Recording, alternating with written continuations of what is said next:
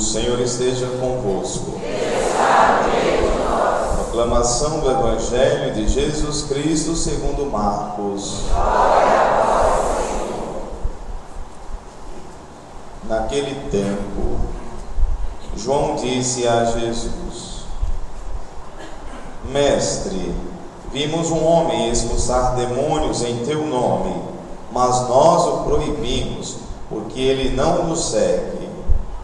E Jesus disse: Não proibais, pois ninguém faz milagres em meu nome, para depois falar mal de mim. Quem não é contra nós, é a nosso favor. Em verdade eu vos digo, quem vos der a beber um copo de água, porque sois de Cristo, não ficará sem receber a sua recompensa. E se alguém escandalizar um destes pequeninos que creem, melhor seria que fosse jogado no mar com uma pedra de moinho amarrada ao pescoço. Se tua mão te leva a pecar, corta-a. É melhor entrar na vida sem uma das mãos do que tendo as duas ir para o inferno, para o fogo que nunca se apaga. Se teu pé te leva a pecar, corta-o.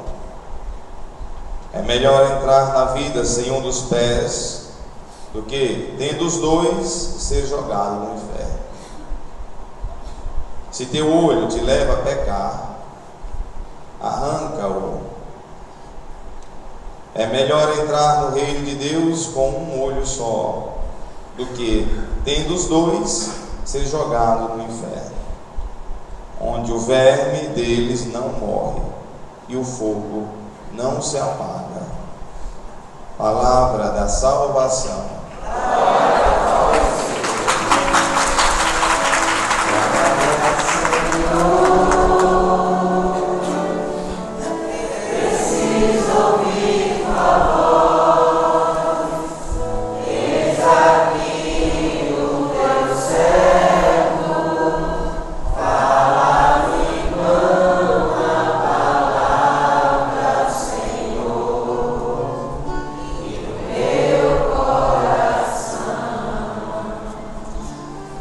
Irmãos e irmãs que nos acompanham também pela internet nesse momento, inclusive eu estava assistindo ali antes de entrar, tá uma maravilha a imagem, muito boa, inclusive com um delay bem reduzido, quase como da televisão convencional mesmo.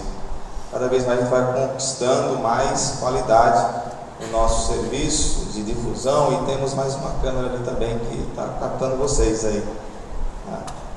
Aparecendo, testemunhando a presença de vocês para pessoas de vários lugares. Inclusive, também recebi uma mensagem agora mesmo de Caracas, Ana Maria, que está nos assistindo lá.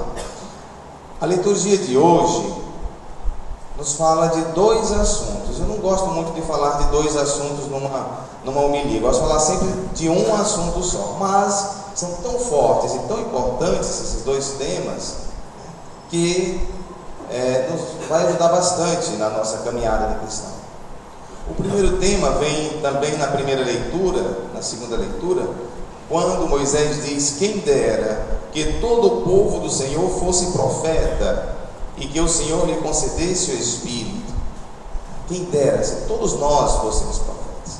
E nós nascemos todos em Cristo para sermos profetas. Quem é o profeta? Aquele que anuncia a verdade, aquele que se compromete com a justiça. Porque às vezes a gente monopoliza e acha que o ser profeta ficou para aqueles da Bíblia que são passados, ou então para os padres, para os líderes, esses devem ser profetas. Não, a palavra de Deus diz hoje que todos nós somos profetas e devemos ser, como diz Moisés, quem dera se todos fossem profetas, se todos se comprometessem dentro da sua casa, da sua família, para ser um anunciador das coisas boas, do Evangelho, que quer dizer boa notícia. Ser profeta é, no lugar que você está, onde você atua, você ser uma referência, uma luz. uma presença que traz harmonia, conciliação, que traz respeito. Mas às vezes a gente não acha, não se vê dessa forma, e às vezes a gente se omite. Também no Evangelho, quando os discípulos, por meio de João, diz: Mestre, vimos um homem expulsar demônios em teu nome, mas nós o proibimos porque ele não nos serve. Aí Jesus dá uma resposta desconcertante, como sempre: não proibais, pois ninguém faz milagres em meu nome para depois falar de mim. Jesus disse para ele: olha, falar da verdade, fazer o bem, não é um monopólio nosso, de vocês que me servem. O bem está em todo mundo, e a possibilidade de fazer, de praticar a justiça está em todos, de outras religiões, de outros países, de outras culturas. O Espírito sopra onde quer. Não é monopólio da igreja de Jesus, que ele quis para a humanidade, que é servidora, deter a justiça e o bem. Todos, em todos os lugares, fazem o bem. Eu digo para vocês, e tem grupos que podem fazer ainda melhor do que a gente. Temos que ter essa humildade, e Jesus Cristo vai nos ensinando isso. Então, vamos ser profetas, vamos fazer o bem, e para isso a gente precisa curar o mal dentro da gente. Aí é o segundo tema. Qual é o mal? É o pecado. O pecado é que impede alguém de ser profeta. O pecado é que impede alguém de ser livre, de ser coerente. Existe uma tendência no mundo hoje que quer nos convencer de que o pecado não existe, que não importa, que a gente pode fazer o que quiser, do jeito que quiser, faça tudo o que quiser, porque é tudo da lei, já dizia o cantor. Não é bem assim. Por que nós devemos bater nessa tecla do pecado? Gente, o pecado, ele não afeta diretamente a Deus. Não é Deus que vai ficar mal, zangado com o nosso pecado. O pecado afeta você, o pecado afeta mim. O pecado não atinge Deus em nada, absolutamente nada. Lutar contra o pecado é um bem que você faz para a sua vida, para a sua felicidade, para o seu progresso. Eu digo sempre: por que não pecar? Para que a gente entenda, para a gente não atrasar a nossa vida, para a gente não queimar etapas, para a gente não ficar parado no meio do caminho. E o que é o pecado, então? É isso, é esse atraso para a nossa vida, no nosso dia a dia. É quando a gente age com mentiras, é quando a gente é desleal, quando a gente se omite, quando a gente cruza os braços diante de situações, quando a gente se afasta de Deus. Tudo isso está nos prejudicando, e nós vamos colher os frutos do pecado mais cedo ou mais tarde. E aí é que Jesus Cristo usa esta alegoria do Evangelho, usa esta comparação com os membros do nosso corpo. E é interessante como Jesus é tão perfeito e inteligente quando ele diz: se tua mão te leva a pecar, corta. Depois ele usa: se teu pé te leva a pecar, corta. Depois, se teu olho te leva a pecar. Por que ele usa? Por que ele usa mão, pé e olho? É simbólico. Quando ele fala as mãos, é a sua ação. Mão significa o modo da gente agir. A gente age com as mãos. Biblicamente quer dizer, como é que está a sua ação? O que é que você anda fazendo da sua vida? Se tem coisas que não fazem bem para você, corta isso da sua vida. está dizendo para cortar a sua mão, não é? Ele sorriu aqui, porque é verdade. Não é para cortar a mão, não é para arrancar. Jesus não está falando disso. Deus criou a gente com nossas mãos, vamos cortar agora. Vamos entender a mensagem. O seu agir, como está o seu agir? Tem coisas que são incoerentes, corta isso da sua vida. É muito melhor você entrar sem isso, você ir para o reino do céu sem isso, do que ficar com certas ações e atitudes, né, e ir para o inferno. É isso que ele está dizendo. E na nossa ação tem coisas, porque o pecado, a gente se apega ao pecado, se torna de estimação. Tem pecado que se torna de estimação, que os vícios, né? O vício é um pecado, porque é a falta de autocontrole que a pessoa tem. Mas aquilo fica tão enraizado que deixar é como se fosse uma perda pior do que arrancar uma mão. Tem pecado enraizado no coração das pessoas que ele preferia arrancar um pé do que deixar aquele pecado. Eu digo para vocês, é verdade. Preferia arrancar como uma pessoa que a gente acompanha, pede, a gente dá de tudo, pede nas ruas, já está perdendo membros do corpo, mas ela prefere perder membros do corpo do que deixar o vício de pedir. Existe isso. Ou então alguém que está viciado na cachaça e prefere perder o fígado, perder, do que deixar a cachaça.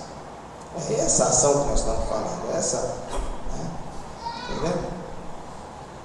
É a capacidade de deixar certas coisas, abrir mão, ter a coragem de dizer: me libertei, vou me libertar disso. E aí, quando ele fala do pé, como anda o seu caminhar?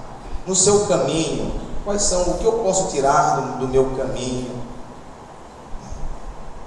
O que eu posso desviar das minhas andanças, lugares, situações? Se tem pedras no caminho, se tem barreiras, tira, corta da sua vida certos caminhos, livra a sua vida de certas coisas, corta isso. E quando ele fala do olho, é a sua visão. Como está meu olhar diante das situações? Eu estou com minha visão ampla, ou eu estou vendo só aquilo que quero? Como está o seu olhar? Um olhar puro, ou um olhar maldoso, um olhar... Se tem um olhar maldoso, se tem um olhar míope, então corta isso da sua vida. Não é que vai tirar o olho da gente, mas cortar certas visões. Então ele está falando do nosso agir, do nosso caminhar e da nossa visão, que a nossa visão seja uma visão coerente, e não só a partir dos meus interesses. Às vezes nossa visão é focada nos interesses pessoais. Se está dentro daquilo, da minha expectativa, que satisfaz o meu jeito, o meu modo, eu quero ter essa visão. Mas a sua visão tem que incluir o outro. A sua visão tem que incluir a verdade do outro também. A sua visão tem que olhar mais, e não só a partir de você, das suas convicções. Esse é o olhar que Jesus Cristo quer para a nossa vida. Porque nós não somos o melhor critério para a vida. O melhor critério para a vida está no diálogo, está na palavra, está na escuta. Mas a gente se acha tão inteligente, tão importante, que a gente está convencido de que o melhor para mim está dentro de mim, só dentro de mim, mais ninguém, mais nada. Isso é o egoísmo, isso é não considerar o outro, as outras pessoas também. Então nós vamos orar a Deus para que a gente seja profeta, que a gente seja de Deus, anunciadores de boa notícia, e que o pecado seja para nós fonte de coisa que atrasa a nossa vida. O pecado ainda é e continuará sendo um mal a ser combatido. Vamos fechar os nossos olhos, que é momento da gente meditar o que a gente escutou, trazer para a vida. Não é fácil deixar certas convicções, certos pecados, mas a libertação acontece quando a gente faz o caminho espiritual, quando a gente faz o processo, e Jesus Cristo está para nos ajudar. O que é que você precisa deixar na sua vida? Tirar do seu caminho, tirar do seu campo de ação, do seu olhar, para estar mais perto de Deus. Às vezes custa, mas a libertação é tão maravilhosa. Deus nos garante isso. Senhor nosso Deus, Pai de bondade, acolhe, ó Pai, os teus filhos nesse momento, sobretudo quem tem o coração mais angustiado, mais preocupado. Acolhe-o, dá a serenidade, a paz, e liberta-nos, Senhor, daqueles pecados que não nos deixam caminhar para frente na Tua presença. Vem, Senhor, ser a nossa luz, vem ser a água viva, refrescar a minha sede, sede de Ti, sede de Deus, sede de amor. Eu quero viver a eternidade, Senhor, num minuto. Eu quero viver o amor num olhar. Eu quero viver a amizade num abraço. Eu quero planificar as pequenas coisas da minha vida e dar um sentido grandioso na Tua presença, valorizando cada instante. Dai-me, Senhor, a capacidade de perdoar quem me fez mal, quem não agiu coerentemente comigo. Dai-me a capacidade de dar este perdão, porque vai ser muito bom para mim. Vai ser muito bom para a minha caminhada.